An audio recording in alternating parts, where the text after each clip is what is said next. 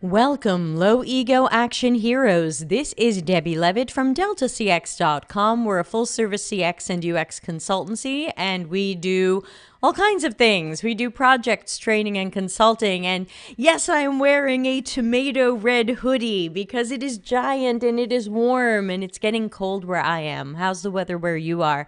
We took a bag out of storage and there was a whole bunch of my hoodies and things from being a speaker at events before the pandemic. Remember, before the pandemic. Hello, Manuel. How are you doing? Been waiting for this session. Well, good. It's here. Snowing in Seattle. Holy cats. Hi, Malika. Okay, we usually don't get snow here, and we've got the heat on in the house, so it's 21 Celsius at my desk, which is about 71 Fahrenheit. So thank you, wonderful heater. All right, so today is episode 172, and it's about how you can improve your critical thinking with our good friend, bonk this way, meaningful, actionable, and helpful. You know, I've been rolling this out for as long as I can remember, and once in a while someone says to me, what do you mean by that? What can I do with that? What's meaningful? What's actionable? What's helpful? Can you tell me more about that? And usually my answer to that was, but this time I was super inspired by our new friend Cherish, who was great and helped me edit this article. So special thanks to Cherish Clark. And so I wrote an article about meaningful, actionable, helpful as kind of a little paradigm that we use here around the channel and especially on the critical thinking streams. I hope this color isn't too distracting. But it's okay. I'll be a little person in a tiny corner after we stop. And thank everybody who is donating to the YouTube channel at any of the levels. And thank you. Please subscribe to the channel, which costs nothing. And you can donate to it through the join button. But of course, totally optional, not required. Totally okay. I spend it on chocolate chips, and I definitely ate some today. Thank you, everybody. So let's take a look at the article. It's available on Medium, and as I read it, ask your questions, make your comments. Maybe there's room for improvement in what I've written. So let's see. How about pressing this button? Yes. Let's see. Great. So here's me in the tomato suit. And here's am I pointing in the right direction for the article? Yes? No? Sort of? Okay, yeah, that looks right. There's the article.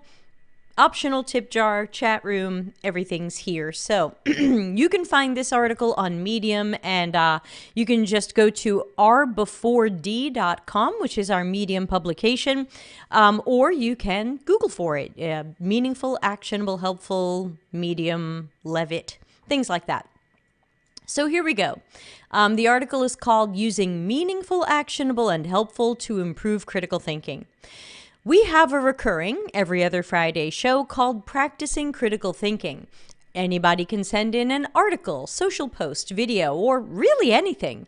The live audience and I break it up, ask questions, determine if it's factual, and judge its value. Some of that is subjective, but for the show, we use a little framework, you might call it, meaningful, actionable, and helpful. What do these mean, and how can you apply them when considering if content is worth the like, share, or reply? Content of little value should be ignored. Responding to it teaches sites and systems to amplify it in algorithms. Instead, let it sink to the bottom of the algorithm ocean. Should I boost content if I don't love it, but I think it'll help other people? Up to you. But remember that many sites learn what you like from the time you spend on the content and what you do next. Liking, commenting, sharing, etc. Just spending time on it can signal positive vibes to the algorithm.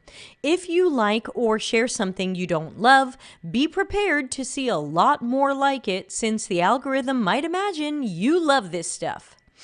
Excuse me.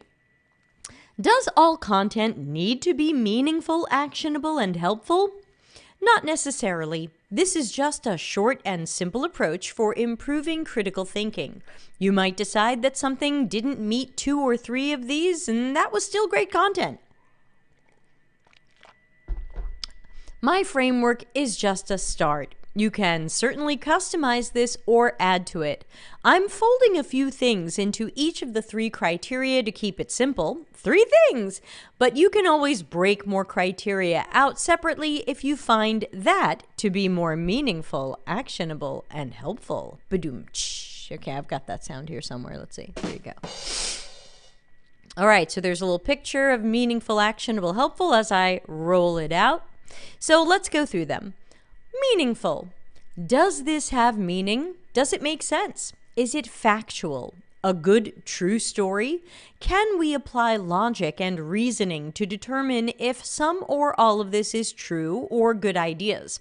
This is a bit subjective. Something I find meaningful, you might find meaningless. For example, my day is rarely changed because of an inspirational or motivational post. You might decide to try something fresh today just because of that post. It had meaning for you that it didn't have for me. If I mostly ignore the motivational post or mark it as something I don't want to see, many sites will learn that I don't want to see something like this. Will the content site hide this from other people because I didn't like it? It depends on how the algorithm works. For example, LinkedIn kills your post in the algorithm if someone blocks you that day.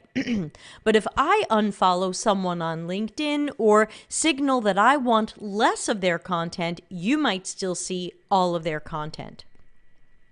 The criteria are important for our critical thinking. Is the content wholly or partially true? Can anything being said be verified? Does the writer or content creator have a source, or is this an opinion? Opinions are welcome, but they should be presented as opinions and should not be presented as fact or everybody knows this is true. Opinions should come with the sources or reasoning for why you believe something or why you think your perspective is true or meaningful. For example, an article says that customer centricity is killing businesses, but offers not even a completely biased and cherry-picked example of this. The author says it and expects that you believe them. This doesn't pass my meaningful test since it might not be true for many or even any business. Whether or not there is evidence or an example, the author should explain how they came to that conclusion. They should include sources if there are any. Example. A podcast says that UX is misunderstood in most companies. They give 5 true reasons why this tends to happen. This can be meaningful. The content is factual. The podcaster makes good points. But if they don't offer ideas or advice, it might not be actionable, which we'll examine later. Another example related to meaningful. An article says, if remote work is the answer, why are most tech companies laying off people? Is it true that remote work is the answer? Is it true that most tech companies are laying people off? In November 2022, when I found this in an article. And if both are true, are they connected? If remote work is the answer, does it solve everything? Does remote work being the answer mean that companies don't need to sometimes lay people off? This one doesn't pass meaningful for me. Do we require evidence? Evidence and reasoning always strengthen any article, video, or media. Demanding hard evidence or solid data is sometimes used as a poor arguing technique. Person X doesn't believe you unless you can find 12 university studies that pass Person X's unstated standards. It's a trap and a no-win situation. We don't want to play that game, so I will just say that evidence and data, or at least your reasoning and logic, should be a part of what you're saying. Offer the why and not just the what. Note, if I find something to be racist, sexist, homophobic, ageist, ableist, etc., it doesn't pass meaningful for me.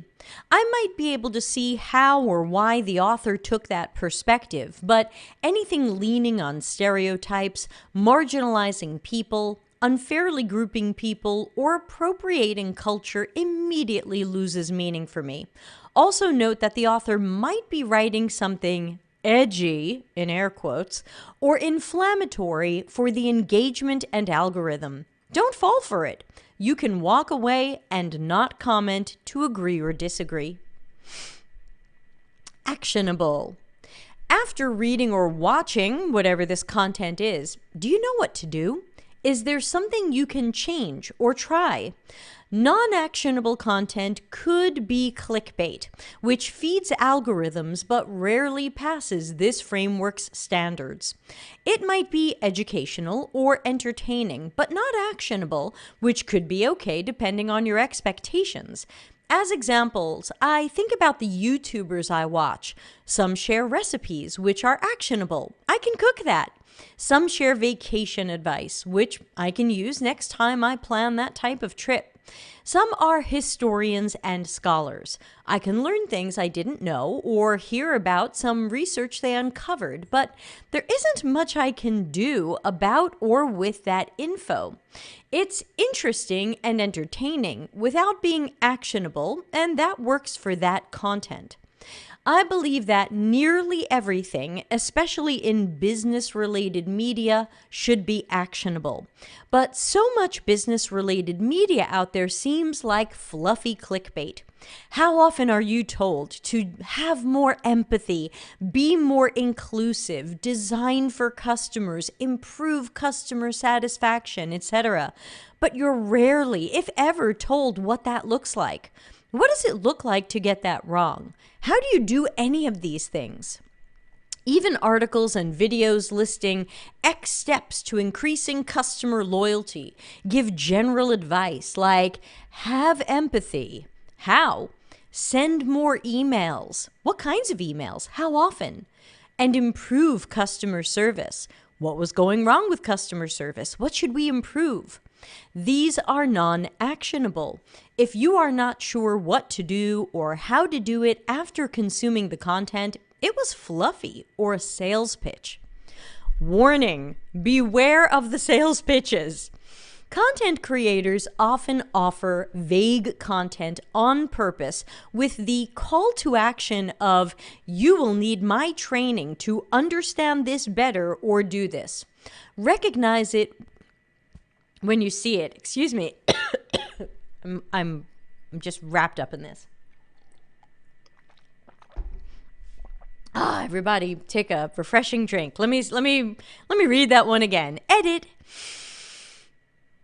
Content creators often offer vague content on purpose with the call to action of, you will need my training to understand this better or do this. Recognize it when you see it. For example, Adobe has a blog article on effective customer journey maps. You think you're going to learn how to make a more effective customer journey map and then take action on it. Nope. The article tells you that journey maps can increase customer engagement, create higher customer retention, optimize touch points, break down silos, and win you new business. Sounds awesome. Give me that now. But the article doesn't tell you how to do any of those, but it does recommend some Adobe products. There's an image here, and it's Adobe's advice on how to create a customer journey map.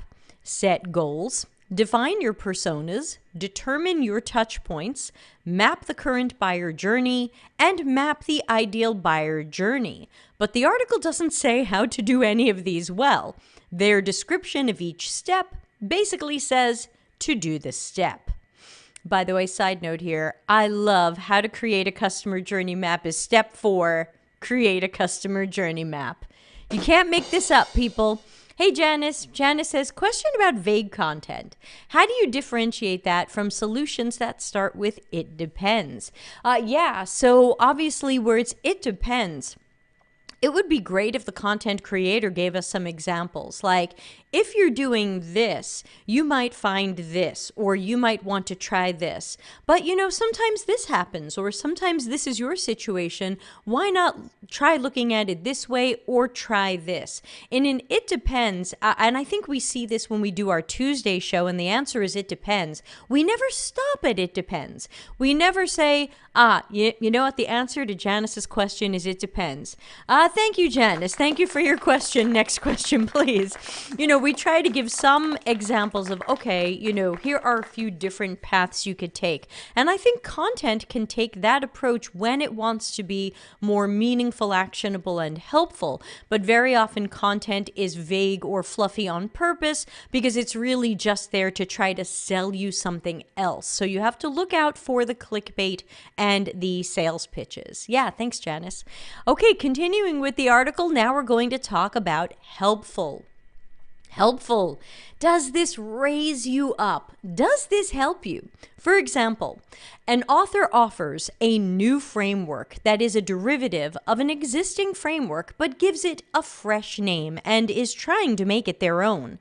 This doesn't help me and might help few or no people if the derivative doesn't offer something new or better. If it's just repackaging the existing framework, it might make sense, meaningful, and you can try it, actionable, but it's not really helpful. We already have whatever this is under another name.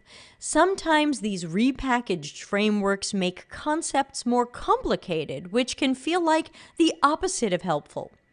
Are you the intended reader or target audience? Maybe not. Does the content help the intended reader? You might decide that the content isn't helpful or relevant to you, but you can see how it might be helpful to others. I don't use Sketch, but content around how to do something new and interesting in Sketch might be meaningful, actionable, and helpful to someone who uses Sketch. I didn't need double diamond broken into more diamonds, extra circles, and a list of stuff under each shape. If this helps you, great. If not, sail on by, which is from my favorite article, which we read on the show years ago. We'll have to do it again. It was a restaurant review for a really bad restaurant that got no stars. I actually can't read it without crying. So we'll have to do that another time unless we have spare time today. Okay, so bonus. A bonus critical thinking adventure to add to meaningful, actionable, and helpful would be possible outcomes. Keep that critical thinking hat on for possible outcomes. Let's say you find content suggesting the way things should be. If that outcome came true, would that benefit you, your coworkers or profession, society, customers? Who wins if this happens? Think out the possible outcomes since some content sounds great. You want to click like and share, but you didn't think out what it would look like if this came true. You clicked like on the LinkedIn post promoting lean UX or just do really fast research. If you want to be a problem finder or solver, is that really the message you want to send companies and workplaces? What are the possible outcomes of those being how teams do things? Think it out and decide if you still want to press like or share or invite that person to speak at your event or workplace. So let's bring the whole article all together now with feeling. So to me, one of the easiest examples of something that's not meaningful, actionable, or helpful is when Jared Spool says, everybody's a designer, and he can come train everybody in your company to be fluent in UX. Hey, did you catch the sales pitch? So let's break it down. Is everybody's a designer meaningful? Is it true that everybody is a UX designer? No more than it's true that everybody is a parachute designer. Anybody can try doing UX design work, but few will do it well. Few will do it with the correct techniques, knowledge, skill, and talent. Warning, Everybody's a designer is sometimes meaningful to people hoping to get their first job in UX. They hope that if anybody and everybody are designers, then they too can be a designer. This is where context is important. Spool doesn't say everybody's a designer, so make sure you hire apprentices and newbies, train them, and get them into jobs. He says, roughly, everybody's a designer, we need to make them better designers, and I can come train your company. This will actually keep newbies from being hired. Why hire the newbie when Spool can come and train existing staff to do UX tasks? Why should the company even open those jobs when they'll just train others to do the work? And given what Spool charges per day for his training, from what I hear, there goes the budget for what would have been a newbie's job. I hear he gets paid per day what juniors make in half a year. I'd ask newbies to use their critical thinking and check if they really agree with everybody's a designer, considering the possible outcomes. Jude says, I stopped attending Spool's meetings once I got the gist of everybody's a designer. Live and learn. Yeah, it's important to apply that critical thinking and speak with your dollar or your time. So moving on, is everybody's a designer actionable? No. After you hear that, there's nothing you can do or try. Spool doesn't suggest a tool or technique that you can try to make everybody a great designer. It's mostly a sales pitch. The call to action is hire me. Is everybody's a designer helpful? Not if you want UX to be a specialized job. If you believe in dilution and everybody's a designer, then it raises up what you hope to hear raised up. If you were hoping Spool would raise UX up, you will be disappointed, and his statements or claims aren't helpful. If you're not for the democratization or dilution of UX jobs or tasks, what he says works against your goals. It works against UX professions. I hope everybody will use critical thinking more and more with everything around them, especially articles, books, videos, courses, and other media. Break it up. Ask questions. Consider possible outcomes. Amplify great content and ignore crappy content so it can sink to the bottom of the algorithm ocean. And again, thanks again to Cherish Clark for helping on this article. So I will flip back to a giant picture of me in my bright red tomato hoodie that I just pulled out of storage and have never worn before. It's clean. Any other questions or thoughts on our good buddy, meaningful, actionable, helpful? I'm hoping that this will be meaningful, actionable, and helpful, and that we will just keep on practicing and using our critical thinking, and use it with things I say as well. If I say something, challenge me on it. Challenge yourself on it. Ask those questions. I want to hear it. I would never tell you don't ask me that question. I would never poop on you for asking a question, figuratively or literally, I guess. So please, the door is always open. I do want to have these discussions. And of course, this article grew out of Cherish challenging me during one of the shows to give a better definition of meaningful, actionable, helpful. And I just hadn't thought about it that much. And I was like, I'm going to have to get back to you on that. And I did. So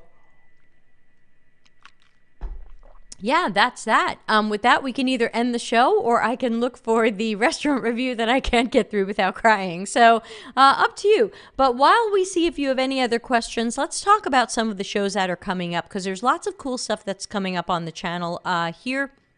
Remember, you can always go to deltacx.link/events and see our Google Calendar of what's coming up. Don't wait for me to tell you. It is there. Tomorrow is the 1st of December. It's the first Thursday of the month, which means it is our live community networking hangout, which is totally free. You can find the link in the Slack or Discord live events channel. And of course, it is totally free to join our Slack and Discord. So please do go ahead. There is no charge. This is not a membership club where you have to pay. So come on and join us. Friday is the long-awaited book publishing stream celebration. Yes, the book is pretty much out.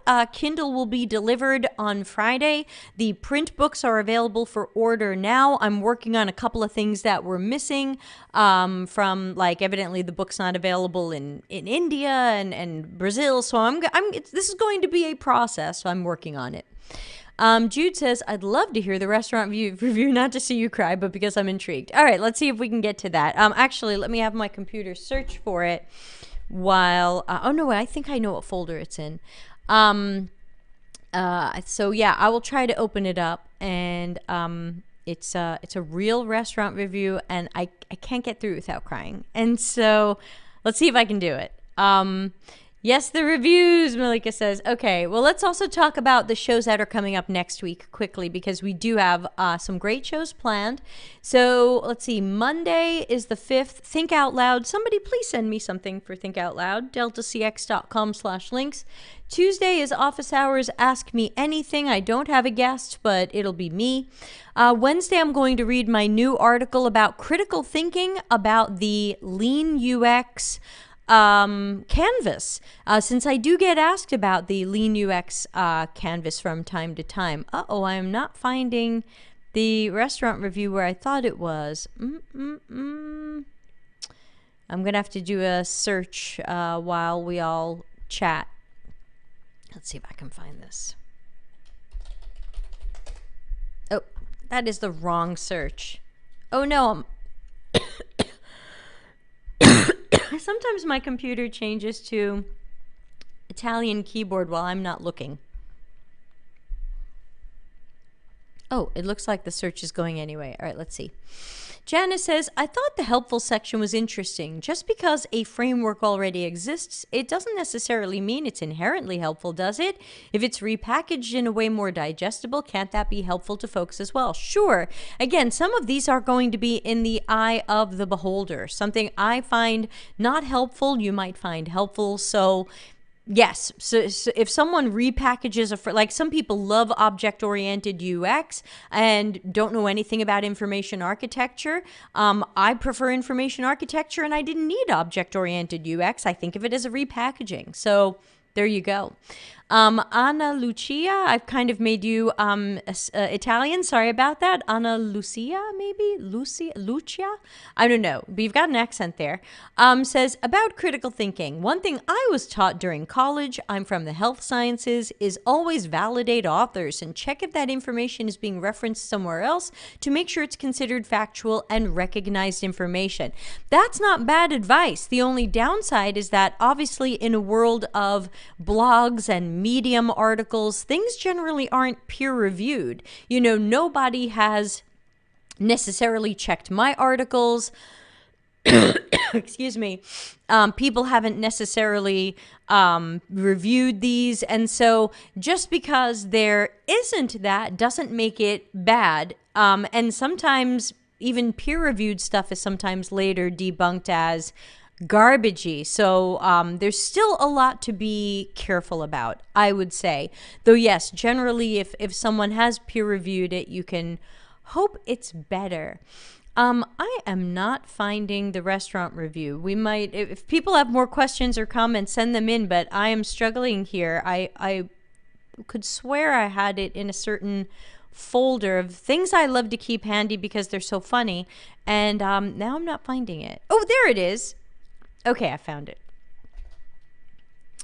And Spool is praised by so many people in different publications. Yeah, that's true. People still do love Spool. I really don't know why. Sometimes when I ask people why, they say, oh, I really love his work from 1996. And I go, okay, sure. Oh, Portuguese. I'm so bad at Portuguese. Thank you. I need all the help I can get. All right, let's see if I can open up the restaurant review and see how far I can get without crying. So let me explain the restaurant review, because we're just going to go off on tangents now and be silly because we have extra time. But what happened was in 1989, I was in high school, and a family member had noticed this restaurant review in the local newspaper, which for those of you from New York, you will know it was the Long Island edition of Newsday. And it was a restaurant review, and they had given the restaurant no stars. And the family member thought I would find the restaurant review funny, and they were right, because I am still reading it, even though it is from 1989. So let's have a look. Here we go. And I heard this restaurant closed like a million times after this, so it does not exist anymore, but it absolutely did. This was a restaurant called Captain Bill's Commodore Inn. It was in Bayshore, New York, Long Island, for those of you familiar with the 516 area code. And his overall assessment was sail on by. And so sometimes I say things from this restaurant review, and nobody knows it's from this restaurant review other than me. So sail on by comes from here. A couple of other things I say come from here, but there you go. Can everybody see it? I'm going to attempt to read it. Last time we tried to read it live on the show, I couldn't get through it, so I'm going to do my best.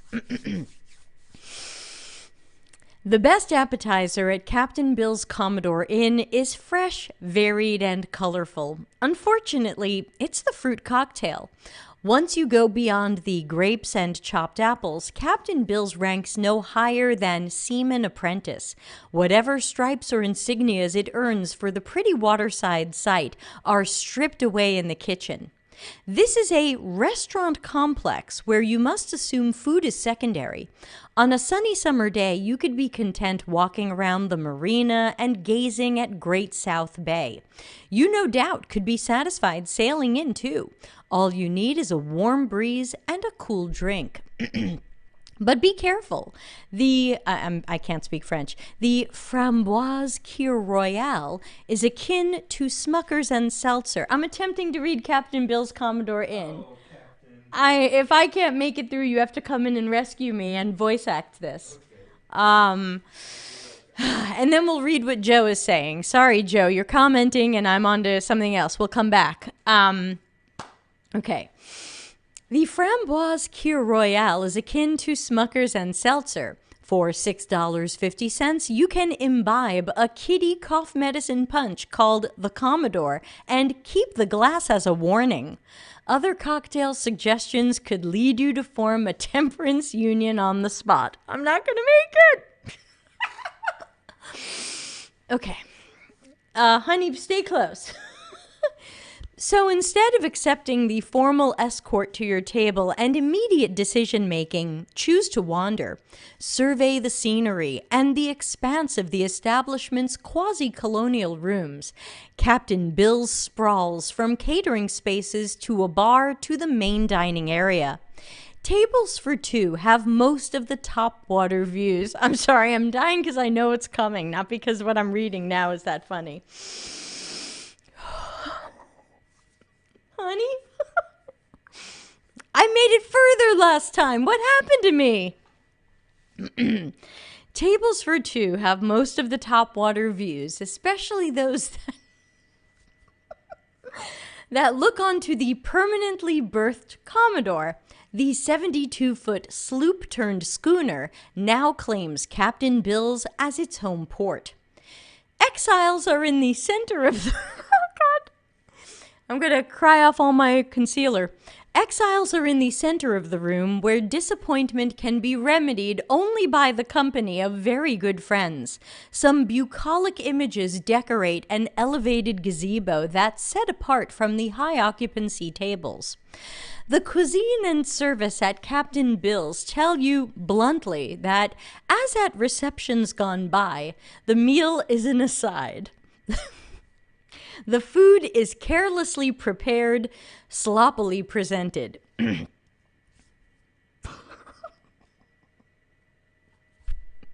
This is actually one of the phrases that I say. In an unintended gesture of benevolence, a waitress may delay bringing the bread. Oh no, I made it further last time. Okay, make sure you heard that one, everybody. In an unintended gesture of benevolence, a waitress may delay bringing the bread, a substance so rubbery you wouldn't feed it to the ducks that swim near the schooner.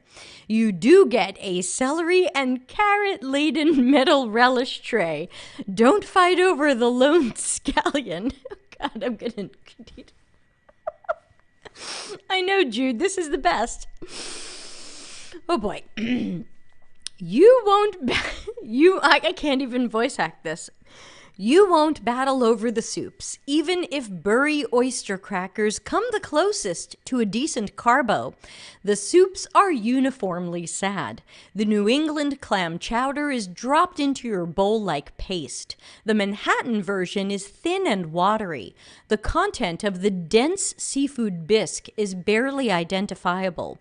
The hot combination platter is a grouping of papery fried shrimp, stuffed mushrooms coming apart, a tasteless shrimp scampi greasily afloat in its own plate, and the sole survivor, and an acceptable baked clam.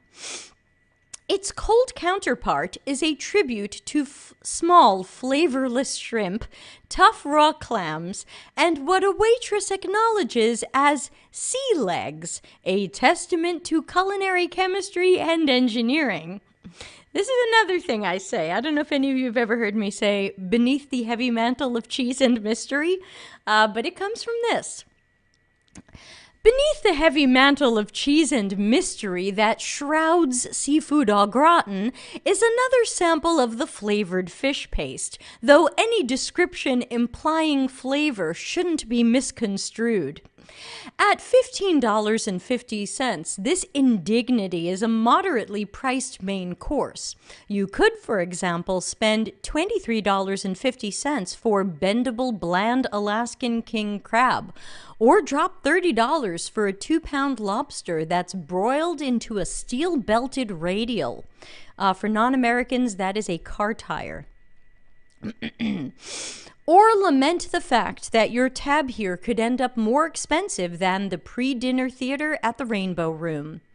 A pale monochromatic coating enfolds each item in the fried combination seafood platter. Shape will enable you to tell scallop from clam from fish fillet. Lobster thermidor is a clearly defined travesty, ruthlessly overdone. Broiled swordfish is a thin cut, not bolstered by the shower of slivered almonds. 2 mounds of stuffed flounder fall apart, revealing some kind of mushy fish chow that Garfield would reject. You can order the staple lobster tail and filet mignon. It's an adequate choice given the alternatives. The cut of beef is tender, especially compared with the charcoal gray slab of juiceless sirloin. The wine list is routine in an eatery that pushes cocktails, but the 1987, again I can't pronounce French, Drouin Chablis, $19 is a dry, reliable white, and 1987 Beaujolais Village, $12.50, a fruity, friendly red. Desserts receive their own cart at Captain Bill's. Key lime pie is a single-shaded crime, and apple crumb pie is pasty. Cheesecake is commercial grade. The double chocolate truffle delight mistakes hardness for richness. You could support a mailbox in the chocolate mousse. But be philosophical and remember that in your end is your beginning. The best dessert at Captain Bill's is fresh, varied, and colorful. It's the fruit salad. Okay, I made it. Only cried a little. Okay. Jude says, this is hysterical. Malika says, Faulty Tower soundtrack playing in the background. And Jude says, yuck, this imagery is too vivid. Okay. Well, I don't know if anyone enjoyed that as much as I do, but I've been reading that for 34 years or however long it's been. Oh, that never gets old for some reason. I just thought that was one of the best written things I'd ever found. Like, I thought, like, I want to write like this. It's so good. So good. Yeah, crying. Yeah. So there you go. And as you might not be surprised by, Captain Bill's did not stay in business too long after that. I heard it became a whole bunch of other restaurants and closed and opened many times. But there you go. We tried to read it on the show a couple of years ago, and I ended up in a wild laughing fit. I couldn't get past it. Did you ever find the author to follow their stuff? It was just one of the reporters from the newspaper. It said Peter Gianotti. And I did see other restaurant reviews he wrote later. I remember driving by a restaurant one day, and they had a sign in the window, and it said, like, cute little place, Peter Gianotti. And I'm thinking, oh, I guess that's a good review coming from him. So, no, I can't say I became a giant fan of him, and I'm assuming by now he may have passed away. But as far as I know, he was like newspaper restaurant review guy. I never looked up like whatever happened to him, especially because when this came out in 1989, we didn't have like super interwebs and Google. Like you couldn't easily track somebody down. Oh, Captain Bill's. Captain Bill's is great. Always makes me happy. All right, so lots of great shows planned. Let's also remember next week, next Wednesday will be critical thinking about lean UX. Thursday, I've been asked to talk more about my process to write books, prepare books, publish books, do the audio book for books. So I'm going to do a big show on how I do all of that. If you've ever thought about writing a book, you are writing a book, you want to write a better book next time, or something else, I'll be doing that. That's Thursday the 8th. And Friday the 9th, we've got practicing critical thinking, but I might start it out with a look at logical fallacies if I don't get a lot of stuff. If I get a lot of stuff, we'll just do critical thinking. We'll move logical fallacies to another time. Thanks to everybody for the great memories of Captain Bill's and for going through my article with me. And let's take a quick look at the comments I missed. Joe says, I look for authors who have a larger volume of articles geared less towards beginners. There's a lot of bootcamp graduates simply rehashing the same info to become influencers. True, Joe. And we've also learned that bootcamps sometimes assign people or tell their students they should or must write these articles. And so you get this whole wave. Stephanie Walter once found something like 200 articles on Medium on task analysis, how to paint a room. And it's an incorrect look at task analysis, but people from the same boot camp keep writing incorrect articles about task analysis because they're told to. It's a shame. And Isla says, I think the worst use of blog and unofficial articles online is to seek medical advice, believing it and actually implementing what it suggests, which might actually cause more sickness or damage. It's very important to be aware of the source of information we receive. Absolutely. And that's why we certainly want to look for when something is an advertisement or sponsored in some way or skewed. Sometimes it's like, this diet is wrong for you, learn why. And then they're promoting their own diet. And so, and who can say what's the right or wrong diet for any individual person? So, great point from Isla. So, all right, I'm going to play us out of here. But let's see, it's Wednesday. So tomorrow will be our hangout on remo.co. Check the Slack and Discord live events channels tomorrow for that link. And otherwise, I hope to see everybody back here Friday, 6:30 p.m. Italy time to celebrate the book publishing. I'll be reading excerpts from it and taking questions and talking more about it. The Delta CX Media site is up. That's deltacx.media. And we now have the shop online. So if you would like to buy the EPUB or PDF, it's on my site. And if you'd like a signed book, it's also on my site. I'll be shipping those in mid-December. All right. Thanks for the laugh and thanks for playing along and not minding my wacky hat head today. And I will catch everybody hopefully tomorrow at the Hangout. Bye. Customer centricity as business intelligence. Visit deltacx.com to learn why we are